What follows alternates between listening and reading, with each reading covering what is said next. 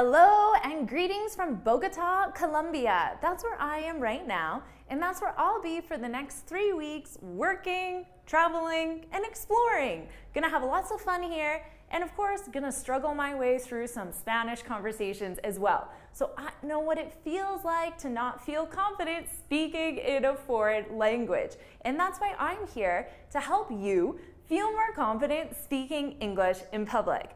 Of course, I'm Jennifer from jforrestenglish.com, and in this video, I'm going to share the story of how I got to Bogota. And in the process, you're going to learn lots of natural vocabulary that you can use to talk about traveling. This is mainly going to be airport vocabulary that you're going to learn, but you're going to do it in a really natural way because you're going to just hear me tell a story, just like any native English speaker would tell a story. But in the process, you're going to learn lots of vocabulary. So let's dive in and get started with this video.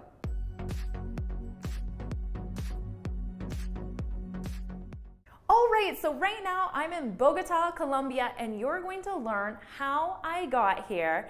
And in the process, you're going to learn lots of natural vocabulary that you can use to sound fluent and natural in English. So here's what we're going to do. First of all, I want you to review the key vocabulary that you're going to hear me use. Now, in the story, there's not going to be any subtitles, okay? Because you don't get subtitles in the real world. You need to get comfortable with English at a natural pace. So I want you to review the key words and pause the video, take as much time as you need, and review them.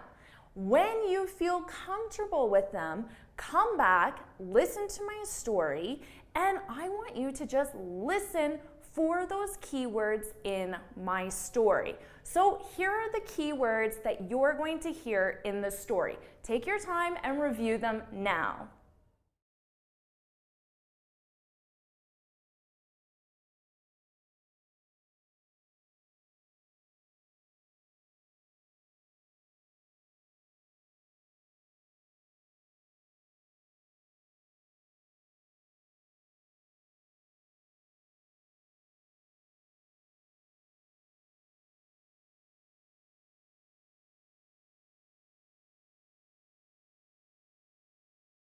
All right, so now you're ready to hear my story.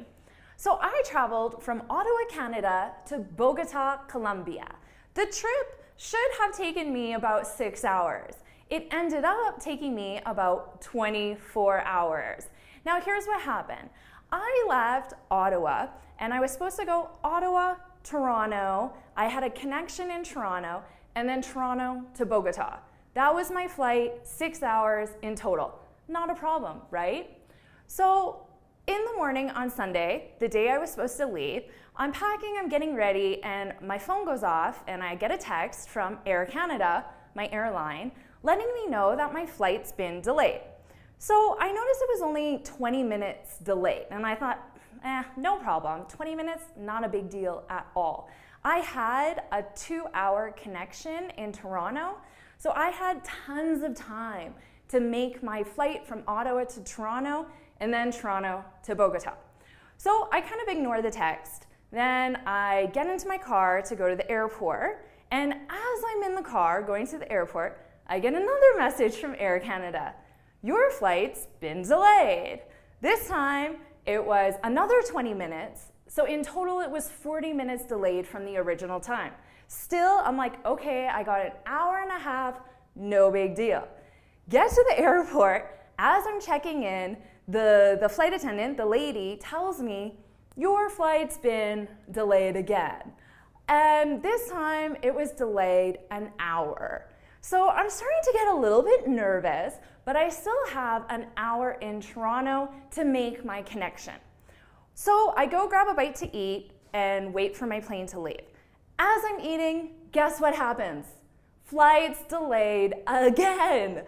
This time it's delayed half an hour. So in total, my flight's over an hour and a half late. So finally, the flight leaves. So I did the calculation in my head, and I figured as soon as we land, if I just run to the gate, I should be able to make my connection. So here's what happened. We landed at 2:30 and my flight to Bogota was leaving at 2:35. But I thought maybe the flight to Bogota is delayed. I mean, my flight from Ottawa was delayed, so maybe my flight to Bogota is delayed. So I get off the plane and I run across the airport.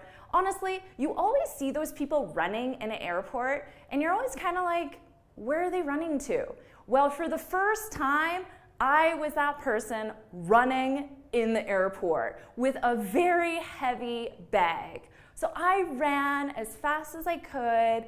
It took me like 15 minutes because Toronto is a big airport. It took me like 15 minutes, got to the gate, and I said, Bogota! And guess what? The plane had left. I missed my flight. And I just missed it, like 5 minutes, and I would have been okay. But I missed my flight. So I go to customer service to get rebooked on another flight. And they originally booked me to go from Toronto to Peru and then Peru to Bogota. And I would have had like a 7-hour connection in Peru, which means I would have just been sitting in the airport for like 7 hours.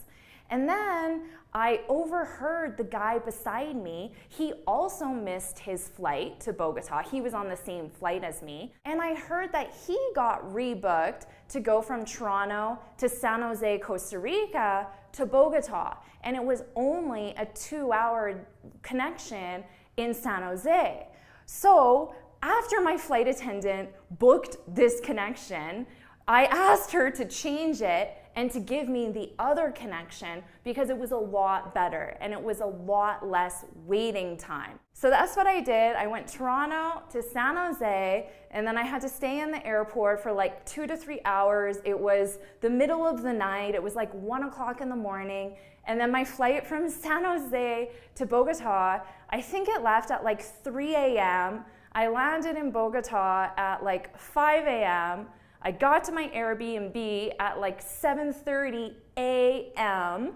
after not sleeping for over 24 hours. And then I just crashed. And then I woke up and went out and explored Bogota. So it took me over 24 hours to get here, but hey, it was well worth it. And you know what? I have a little philosophy. Traveling is an adventure. When you travel, you're going on an adventure. And I think things like getting delayed at the airport or your flight getting canceled or rescheduled, it's all just part of the adventure. And now, because of this, I have a really fun story to tell you, and you got to learn some natural expressions along the way.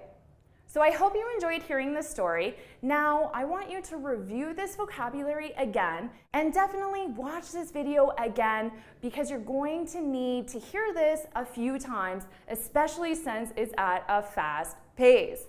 If you found this video helpful, please hit the like button, share it with your friends, and of course, subscribe. Now, before you go, make sure you head on over to my website, jforrestenglish.com, and download your free speaking guide. In this guide, I share 6 tips on how you can speak English fluently and confidently. And until next time, happy studying!